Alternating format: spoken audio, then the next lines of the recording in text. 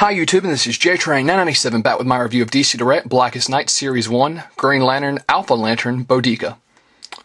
Actually, I've heard this name pronounced bodika and bodika on two completely different television cartoons, so I'm not exactly sure what the correct pronunciation of her name is. I've always gone with bodika.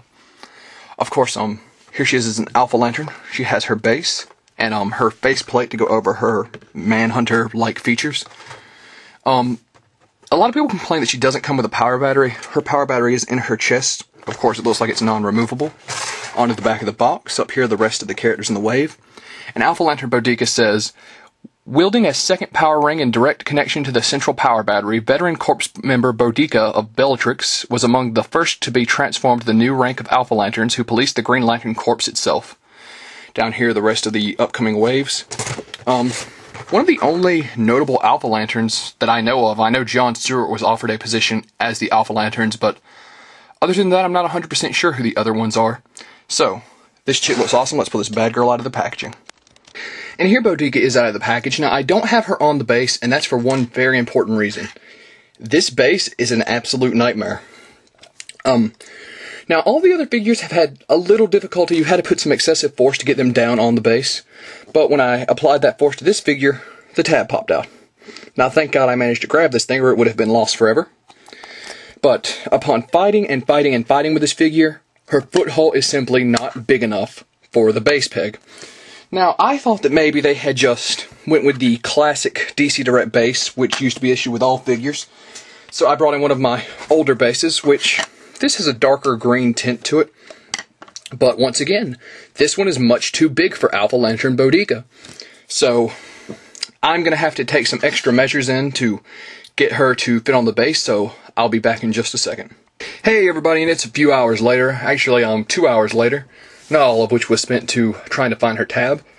Trying to fix her tab, and that's because halfway through, the tab broke. So now there is no tab.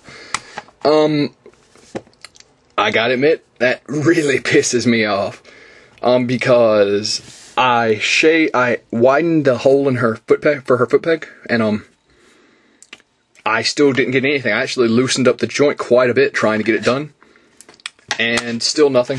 The solid part is she actually stands pretty well on her own, so I'm just gonna, boom, put her on the display. Granted, she's not gonna be on the peg, so if somebody picks her up, the base isn't coming with her, but oh well, not a huge loss in the long run, I guess. It's not like the figure broke in half or anything. Of course, she does have her mask, which does pop on her face easily enough, as you can see here. Let's get a close-up of her mask. Boom. So, quick 360 of her. Some really nice detailing on her arm with the translucent green plastic. As far as her articulation, oops, the mask actually does stay on pretty well. I just accidentally flicked it. Pretty standard range of movement for a DC Direct. Slight shoulder movement, elbow joint. Same for both arms, although it's a little bit hindered on this one. As you can see, that's about the range of how far they can go up. But that's about how far they can go forward. Her legs bend here for some reason. Really awkward looking movement there. And of course a knee joint. So very limited articulation, and once you start moving this leg joint, it's a little loose. So Alpha Lantern Bodika, I'm not 100% crazy about her. Of course, getting a quick look at her face and her power battery, which is a little bit smaller than I'd like it to be in her chest plate. And one other big thing is, even though the box clearly says she has dual power rings, neither of which are sculpted onto her hand, she has no power ring sculpted on her hand, which is a little bit irritating. So Alpha Lantern Bodika. Now, I don't know if my base issue is every figure. I had to assume with it being so major that it is, but I don't know once again.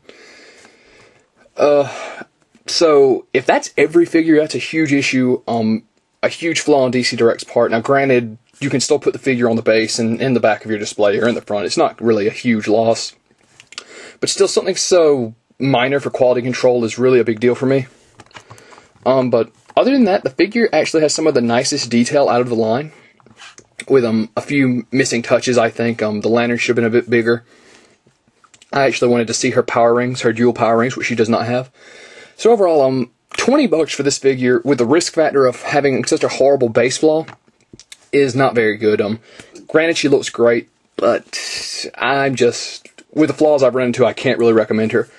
I'm going to go 6 out of 10 just for the fact that she really looks nice on a shelf. Unfortunately, huge amount of base flaws and, lack of detail really makes me upset with this figure. So this is JTrain997. Alpha Lantern Bodika gets a 6 out of 10, and I'll see you soon, YouTube.